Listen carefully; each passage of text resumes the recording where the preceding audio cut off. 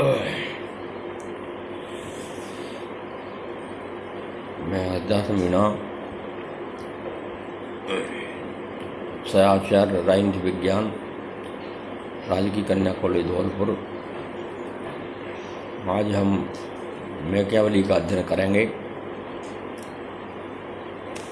Machiavelli में भी Machiavelli का पहले जीवन परिचय के बारे में चर्चा करेंगे। फिर मैकियावेली की पद्धति क्या है इसके बारे में चर्चा करेंगे।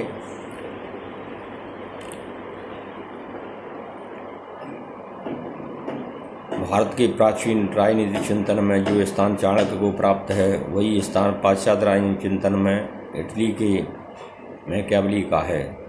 इस कूटनीतिज्ञ का जन्म इटली में पुनर्जागरण आंदोलन के अग्रणी नगर फ्लोरेंस के एक सामान्य कुल में 1469 में हुआ। समुचित शिक्षा ग्रहण करने के बाद 25 वर्ष की आयु में उसने अपने गणराज्य के गृह एवं विदेश कार्यालय में साधारण लिपिक के रूप में नौकरी प्रारंभ की।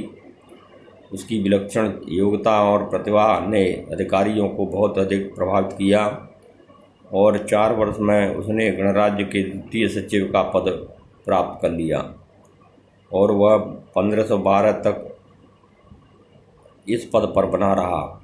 इस समय उसकी योग्यता से प्रभावित होकर उसे फ्लोरेंस राज्य का राजदूत बनाकर विदेशों में भेजा गया। वह विभिन्न यूरोपियन देशों में 23 बार राजदूत नियुक्त हुआ और इस कार्य में उसे फ्रांस के लुई द्वादश, पवित्र रोमन सम्राट मैक्सिमिलियन प्रथम और पोप जूलियस द्वितीय के दरबारों में जाने तथा वहाँ के कूटनीतिक दावपेचों और राजनीतिक षड्यंत्रों के अध्ययन का अच्छा अवसर मिला। सन 1512 ईस्वी तक फ्लोरेंस के शासन पर फ्रांस का प्रभाव था, परंतु उसी वर्ष फ्रांस के प्रतिद्वंदी स्पेन ने इटली पर आक्रमण कर दिया। फ्लोरेंस की आतंकित जनता ने गणतंत्रीय शासन समाप्त कर मेडिची वंश को शासन सूत्र संभालने के लिए आमंत्रित किया। स्पेन समर्थक मेडिची शासकों ने गणतंत्रीय शासन के सभी अधिकारियों के साथ मैकियावेली को भी शासकीय पद से हटा दिया। कुछ दिनों बाद उस पर शासन के विरुद्ध षड्यंत्रों का आरोप लगाकर उसे बंदी गृह में डाल दिया गया, परंतु अपने मित्रों की सहायता से वह 1 वर्ष बाद ही इस शर्त पर कारागार से मुक्त हो गया कि वह सार्वजनिक जीवन में कोई भाग नहीं लेगा। जीवन के शेष 15 वर्ष उसने अपने सैन कैसियानो नामक गांव में समाज सेवा और लेखन कार्य करते हुए व्यतीत किए। 1527 ईस्वी में 58 वर्ष की आयु में इस महान इटालियन की बिना किसी सम्मान के एक निर्धन और साधारण व्यक्ति की भांति अंत्येष्टि कर दी गई। मैकियावेली की रचनाएं। अपने निष्कासन काल में मैकियावेली ने प्राचीन रोमन ग्रंथों का अनुशीलन करते हुए सुप्रसिद्ध इतिहासज्ञ लिवी द्वारा रोमन इतिहास की पुस्तक पर इतिहास की 10 पुस्तकों पर व्याख्याएं discourses on the first 10 books of Levi नामक ग्रंथ लिखना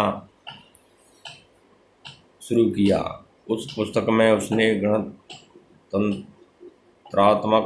राज्यों की विशेषताएं बताईं। इसी समय उसने अपनी प्रसिद्ध पुस्तक प्रिंस की रचना की। प्रिंस लिखने का उद्देश्य मेडिची नरेश को अपने पक्ष में करना था, परंतु उसके इस उद्देश्य की पूर्ति न हो सकी। मैकियावेली की अन्य 2 पुस्तकें हैं, युद्ध की कला द आर्ट ऑफ वार और फ्लोरेंस का इतिहास हिस्ट्री ऑफ फ्लोरेंस, किंतु ये पुस्तकें राजनीति की दृष्टि से महत्वपूर्ण नहीं हैं। मैकियावेली की पद्धति।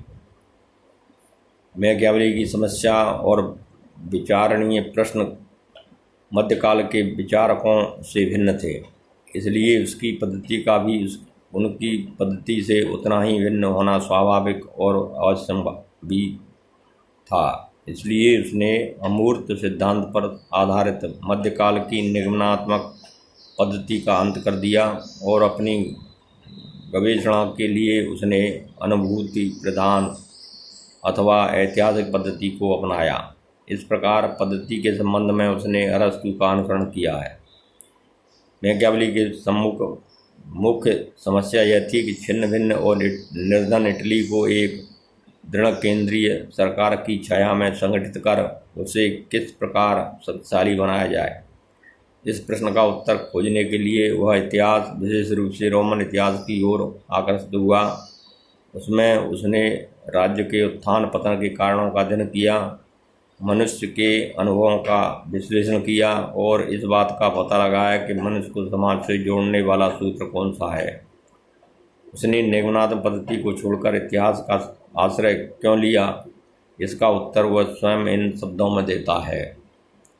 बुद्धिमान लोग कहते हैं और उनका ऐसा कहना अकारण और निराधार नहीं है कि जो व्यक्ति यह जानना चाहता है कि भविष्य में क्या होने जा रहा है, उसे इस बात पर विचार करना चाहिए कि भूतकाल में क्या हो चुका है, क्योंकि संसार की प्रत्येक घटना प्रत्येक समय में भूतकाल से एक तात्विक तद्रूपता रखती है। ऐसा इसलिए होता है कि घटनाएं मनुष्य द्वारा संपन्न होती हैं, उन मनुष्यों द्वारा जिनकी भावनाएं सदा एक सी रहती हैं।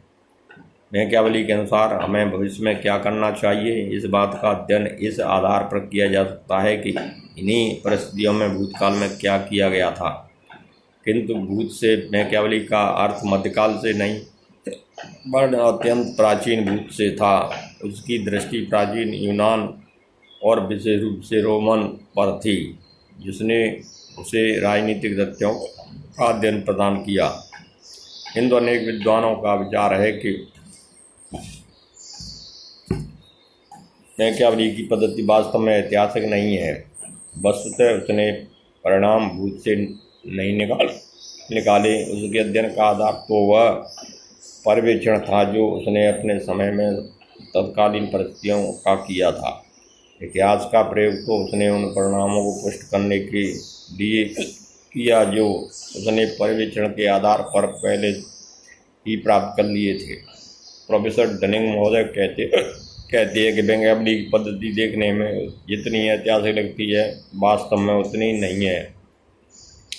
उसने लिपि का प्रयोग सिद्धांतों को पुष्ट करने के लिए किया, उन्हें खोजने के लिए नहीं। इस प्रकार सैवान विद्वान का कहना है कि यह कहना भ्रमपूर्ण है कि मैकियावेली ने ऐतिहासिक पद्धति का अनुसरण किया। इतिहास का प्रयोग तो उसने उन सिद्धांतों का दृष्टांत देने अथवा उन्हें पुष्ट करने के लिए किया जो कि उसने बिना इतिहास का आश्रय लिए हुए ही निकाल लिए थे। उसकी पद्धति यदि कोई थी तो पर्यवेक्षण की थी, जिसमें उसका चातुर्य तथा सहज बुद्धि कार्य करती थी। इस प्रकार मैकियावेली ने पर्यवेक्षण पद्धति का अनुसरण किया।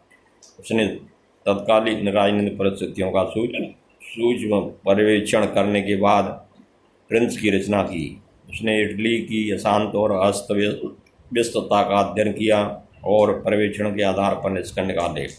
वास्तव उसकी अध्ययन पद्धति ऐतिहासिक पर्यवेक्षणात्मक, वैज्ञानिक, तुलनात्मक, यथार्थवादी और आगमनात्मक है। उसे इस बात का श्रेय देना होगा कि उसने मध्यकाल की प्राधिकार पर निर्भर रहने की पद्धति को समाप्त कर दिया और पुनर्जागरण के शिशु के अनुरूप अनुभव प्रधान दृष्टिकोण और ऐतिहासिक भावना अपनाई। बस आज इतना ही। इसके बाद हम देखें।